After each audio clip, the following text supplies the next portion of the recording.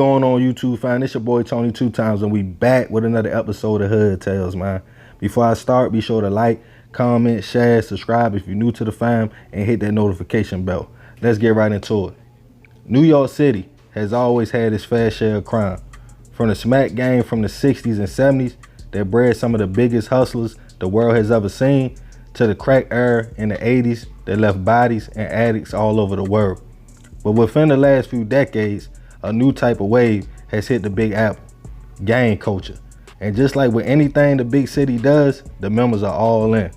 Today we will be discussing a group based out of Brooklyn called No Love City, a fraction of the GDs or Ganster Disciples. Allegedly, the gang operated in the Flatbush and Canarsie sections of Brooklyn. Members ranging from juveniles to older guys. NLC territory was 63rd, 67th, 69th, and 70th precincts, mostly Flatbush Avenue, Newkirk Ave, and Dentmas and Brooklyn.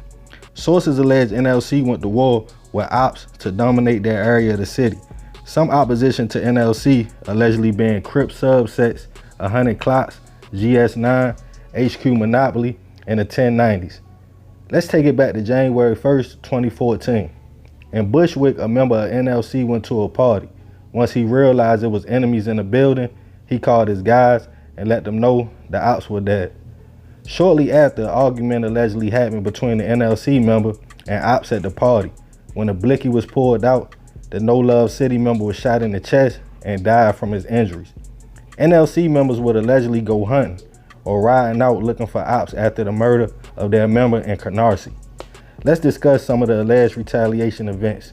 On February 9th, 2014, while a member of NLC was riding out, he spotted an alleged op, fired shots on a commercial street, injuring the man.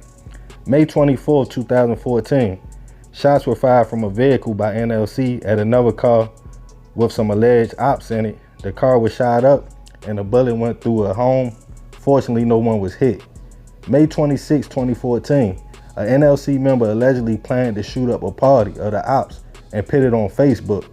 At a barbecue in Canarsie, 3 people were hit on Memorial Day. Everybody survived, but a member of NLC would later take credit for the shooting on Facebook. On May 30th, 2014, NLC members allegedly spotted ops. A shootout would take place, hitting a 60-year-old woman who was grocery shopping on Flatbush Avenue, leaving her paralyzed. Multiple other shootings would happen, leaving a young man dead, thought to be an op of NLC, and the gang even allegedly used females to go on the ops' Facebooks, acting like they were trying to set up dates. When one man took the bait, he pulled up thinking he would be meeting a young lady when a member of NLC allegedly shot him in the face, breaking his jaw. Needless to say, NLC was living up to their name, showing no love in the streets to opposition and leaving victims all over Brooklyn, including shootings in the upscale Dumbo area. NYPD was hot on the gang's trail after a 2-year investigation, and members of the community was tired of the violence and innocent people being hit and crossfire. Following the trail of bloodshed and social media posts, an 11-member indictment would come down, accusing the gang of 12 shootings, leaving 1 person dead and a 60-year-old woman paralyzed, accusing the gang of hits, robberies, and the trail of bloodshed and destruction all over Brooklyn. Shootings would allegedly happen all the way up into 2020 until the gang was dismantled. With members facing serious charges and prison time, residents in Brooklyn still feel as though the streets are not safe. With gangs all through the city going to war with each other, the gang violence has escalated in the Big Apple. With a new generation rising who are under a spell of drill music and violence, it seems like it will never stop. As soon as one group goes down, another is on the rise. Retaliation and get back on their mind, a bunch of trigger-happy hoppers sliding on each other.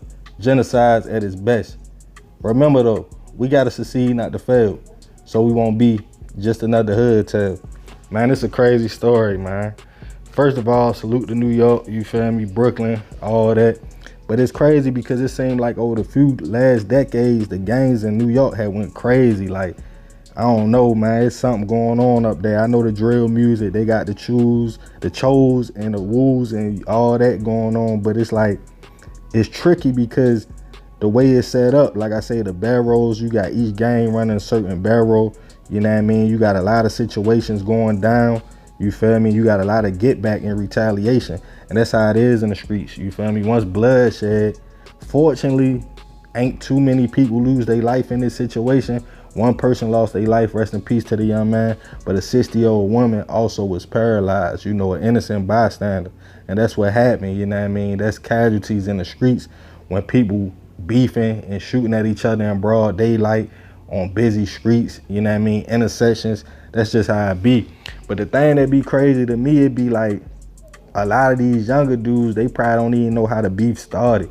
You know what I mean? The OGs probably know, but the younger dudes, they step right in, and all they know is we don't like this certain group or these certain dudes in this neighborhood, and we gotta go at them. You feel me? Because they coming at us. And sometimes they might not even be coming at them. They just being the aggressors. But yeah, with No Love City, allegedly 12 shootings happened. Like I said, they was getting real active, you know what I mean? And some of the situations was wild. Like they was using females to set dudes up. You thinking you about to go on a date and you get hit up, and that's just how it be in the streets, man. You know what I mean? If you really out there living that lifestyle, you really can't trust nothing. You really gotta be on your P's and Q's. It ain't a regular lifestyle. For you young dudes that think, oh yeah, I'm gonna do this Monday through Friday, then on the weekend I'm gonna chill with my girl and all that. It ain't like that. Once you sign up for this your lifestyle. You gotta move different, you gotta act different, you can't trust nobody. You pretty much sign your life over to the game. But it's crazy that the GDs in Brooklyn like that. You know what I mean? I know Chicago had they wave, and I know a lot of people from Chicago be going to New York and stuff like that. But it's big up there, and I ain't know it had spread like that, you feel me? And the Crips, you know what I mean? Just the fractions up there, they doing their thing, you know what I mean? It's crazy. It's really sad when you think about it. Like I said, man, it's really genocides. But what you gonna tell somebody that lost a brother, lost a cousin, lost a loved one to this gang war? They feel like they gotta get back by any means necessary. So, hey, man, that's just how I go, man. But y'all know this is another episode of Hood Tales. You feel me? This the No Love City story.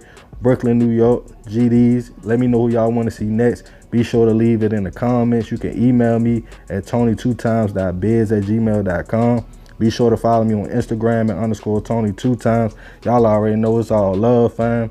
Oh yeah, man, be sure to check out that merch. We got some new merch coming soon. And definitely be sure to hit that subscribe button if you're new to the fam, so we can get to that 50K and do a giveaway. I love y'all, fam. I'm out.